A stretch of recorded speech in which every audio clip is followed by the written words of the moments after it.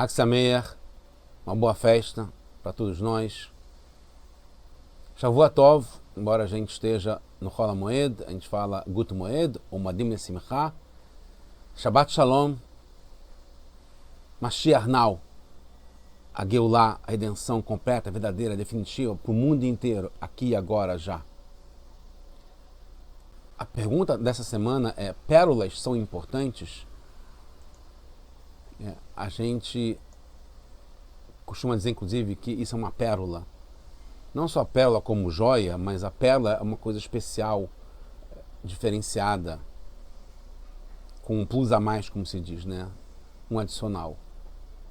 Porque está ligado com essa ideia de ser um adorno, um ornamento, uma joia, que não é fundamental para a sobrevivência, mas que embeleza e é especial, dá uma... eleva, né, a situação, o momento, a pessoa. Vamos responder. A resposta é que sim. A gente está no projeto Likkutei Sichot, esse é o volume 20 de discursos racídicos do Rebbe de Lubavitch. A gente está na época de Sukkot, né, a Parashat seria Vezot HaBrachá e Bereshit, que começa, mas essa Sichá, por algum motivo, foi escolhida de Yud-Tet Kislev, tem a ver com Sukkot, porque foi falada originalmente em Sukkot. Essa é Yud-Tet Kislev, que é o Hag Geulah, a festa da redenção, que é muito a propósito ligado com esse tema, e é a primeira Sichá de Yud-Tet Kislev. Então a resposta é que sim, na nossa época a gente está agora, a gente está numa época muito especial. Não é importante apenas a roupa, a vestimenta, por mais completa e bonita e rica que seja, mas também um adorno que está em volta, mais sofisticado, rebuscado, a joia, o ornamento. A gente vai ver o que isso quer dizer. Está baseado numa Sichá, que é uma história, é uma metáfora, um machado do Rebbe anterior, muito bonito, muito impressionante. Brevemente, o que o Rebbe anterior fala é explicando a Hassidut, que tem a ver tanto com a festa de Yud-Tet Kislev, quanto a época que a gente está agora da Geulah, da redenção iminente. Então, o Rebbe anterior explica que a Hassidut, o Hassidismo, é como pérolas no fundo do mar e também como carvão no fundo da terra.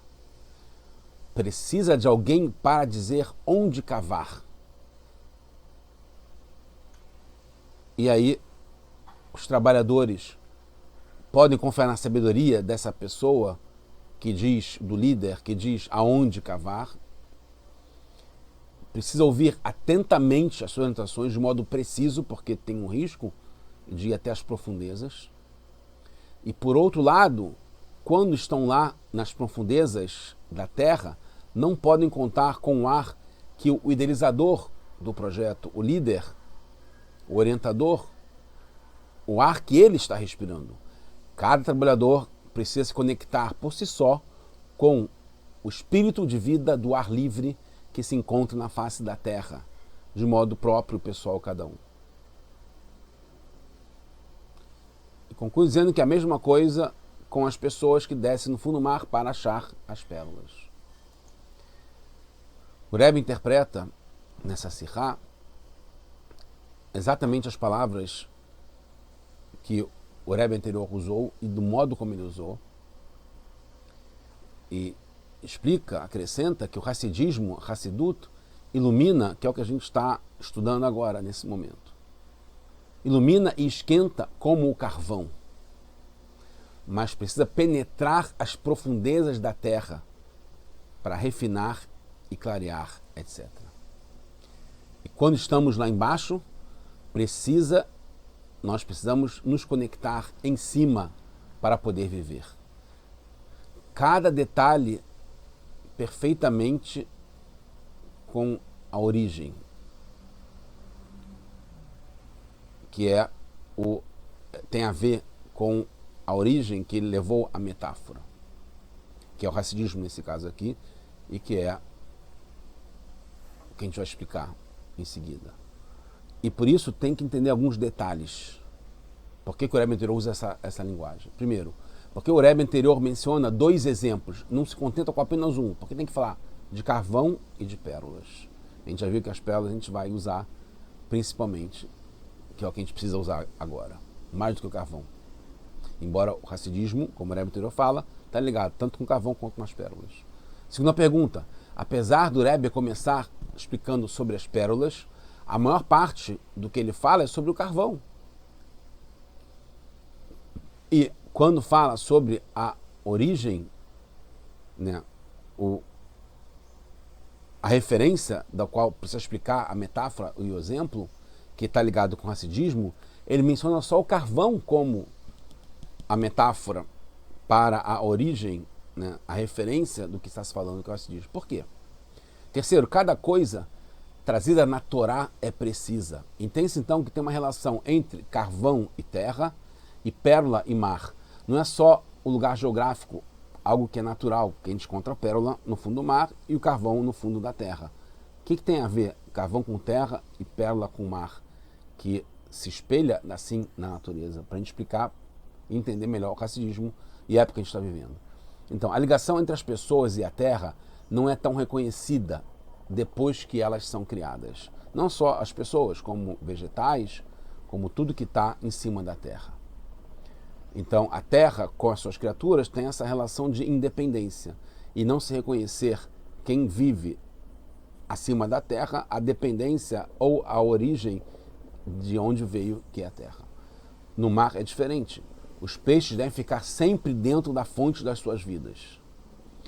Está ligado com a diferença entre o mundo revelado, que é a terra, que está ligado com o carvão, que está ligado com não ter esse reconhecimento imediato da onde vem a origem, e o mundo oculto, que está ligado com o mar e as pérolas, que o tempo todo está se conectado com a fonte da existência. A revelação do Hassidismo foi justamente nessas últimas gerações, porque quanto mais o exílio ficou escuro, precisou de mais luz, uma luz mais elevada para vencer a escuridão. E como a gente está no final do exílio, na iminência da chegada de Mashiach, já vivendo a época de Mashiach, e a gente precisa se preparar cada vez mais para essa redenção, essa operação precisa conter o assunto no qual nos estamos preparando. A preparação já tem que ter a redenção. Por isso precisamos sentir, provar, ter uma degustação do que está para chegar, que é a redenção. E está ligado mais ainda com as pérolas do que com o carvão, embora o Hassidismo também seja ligado ao carvão. Na lei, na Halachá, tem o princípio que antes de começar o Shabat, devemos provar, degustar, comer alguma coisa do que vai ser ingerido, né, comido durante o Shabat. Então, já agora, antes do Shabat da criação, né, da chegada de Mashiach, do 7º milênio, a gente tem que começar já a experimentar a Geulah, a redenção, Mashiach, já nesse nosso mundo aqui, enquanto a gente está na sexta-feira, na iminência de chegar o Shabat. De acordo com o primeiro motivo, que a gente falou 2 motivos, que é contra a escuridão do exílio, que aumentou no final dos tempos, está ligado com as forças reveladas da pessoa, que conquistam o corpo e a alma animal, essas forças reveladas que a gente tem, que é mais externo. E também conseguimos conquistar a nossa parte, a parte de cada pessoa nesse mundo. De acordo com o segundo motivo, que começar a provar do que está por vir e degustar, não é algo para enfrentar o escuro, mas para se ligar já com a divindade, começar a sentir um gostinho de divindade.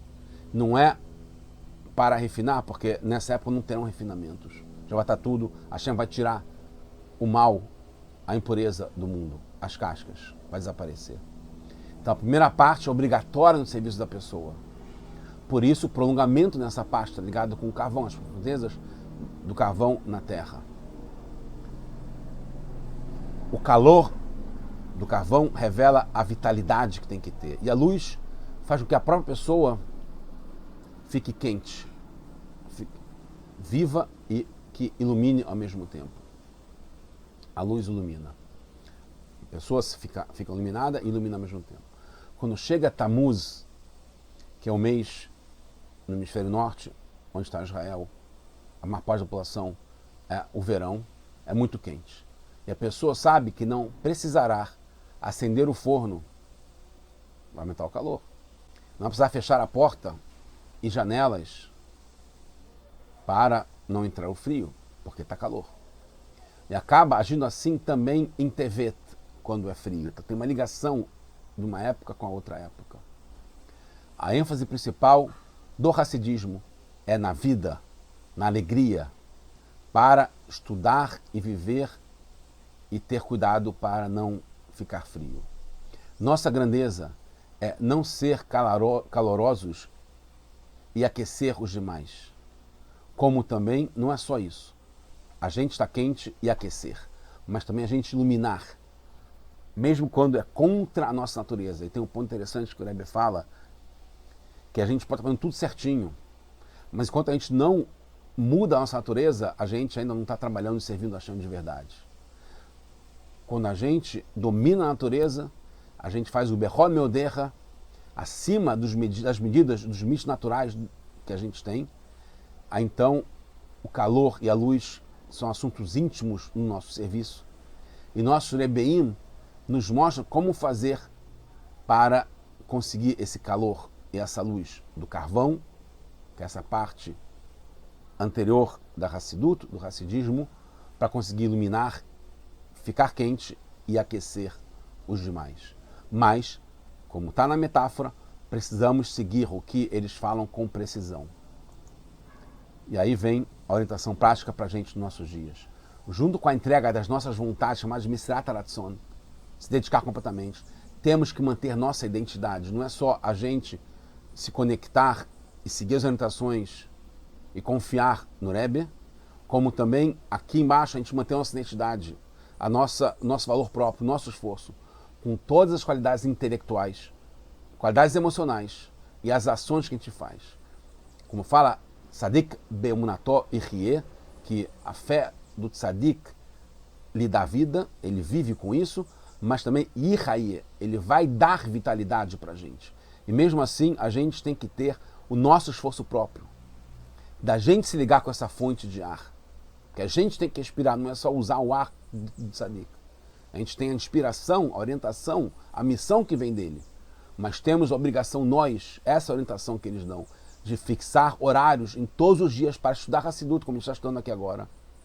E a gente tem que se esforçar, mesmo, de verdade, até a gente entender o que a gente está estudando e também sentir o esforço que não foi tão tranquilo assim, foi com o esforço que a gente conseguiu entender e sacrificar para conseguir se entregar para o estudo da Hassidut e começar a sentir, provar do gosto da Geulah, da redenção aqui, para todos nós, mundo inteiro. Na vida simples, se a pessoa diz que ela quer viver no domingo e na terça, mas entre esses 2 dias, na segunda, quer descansar da vida, não terá a terça-feira para essa pessoa, porque não dá para viver domingo e pular, chegar na terça. Se pular na terça, não vai chegar na terça. Então, a gente não pode se contentar com as realizações de ontem. Isso está ligado com o carvão da Hassidut, ligado com a terra, a parte revelada da pessoa, mas ainda, né, que é o mundo como a gente vê em cima da terra, mas ainda tem algum modo que a pessoa sente isso, porque ela está se vendo, ela está revelada. Concluindo, tem um assunto ainda mais elevado na Hassidut, que está ligado com a pérola, com o adorno, com a joia, com o que está além. Quando a gente está completamente coberto com a divindade revelada, como embaixo do mar, como o peixe embaixo do mar. Aparentemente, dá para viver sem as pérolas, de modo revelado, usando todas as nossas forças, mas tendo ainda um pouco de ego. Porque, no fundo, as pérolas são ornamentos, são joias. A gente já está fazendo tudo o que tem que fazer. Mas por que tem que estar coberto com divindade em todo a nossa vida, o nosso dia? Mas isso é quando a gente está simplesmente restrito ao nosso espaço particular. A gente com a gente mesmo, a gente pode ficar só como o carvão, com esse refinamento, fazendo as coisas que tem que fazer, mas sem estar completamente coberto com essa luz, com a água, com a Torá, com divindade. Quando precisamos ir para a frente do rei, que é onde a gente está agora nessa situação, e não é simplesmente quando o rei está no campo, mas no palácio real, nos aposentos particulares, mais reservados, mais internos, mais íntimos do rei. Quando a gente vai encontrar com o rei, precisa usar todas as nossas joias, adornos e ornamentos, que é essa parte íntima do Hassidismo todo dia. Não só as vestimentas, mesmo as mais ricas e completas, tem que estar com todos os adornos, com todas as pérolas. Não pode faltar nenhum detalhe quando a gente está na frente do rei. Isso pode ferir a honra do rei. No começo da Hassidut, bastava para conhecer Elokei Avirra, Dait Elokei Avirra, conhecer o Deus dos nossos pais. Mas agora que estamos na preparação para receber Mashiach, para ver o rei de verdade revelado totalmente no mundo, como no seu palácio, precisamos das melhores pérolas. E agora estamos só nós, como o Rebbe fala e liga com o Shmini Atzeret, que é essa festa especial ligada ao 7 de outubro, que vai ser ligado agora mais ainda com a redenção. A gente está sozinho, nós na frente de Hashem. No Zohar explica que na época do exílio somos como uma noiva que se encontra no cortume de couro. O cortume de couro é chamado, no Talmud, é o lugar que mais cheira mal. Mas mesmo assim Hashem, que é o noivo, vai lá até onde está a noiva, mesmo que ela esteja cheirando com o cheiro de um cortume de couro.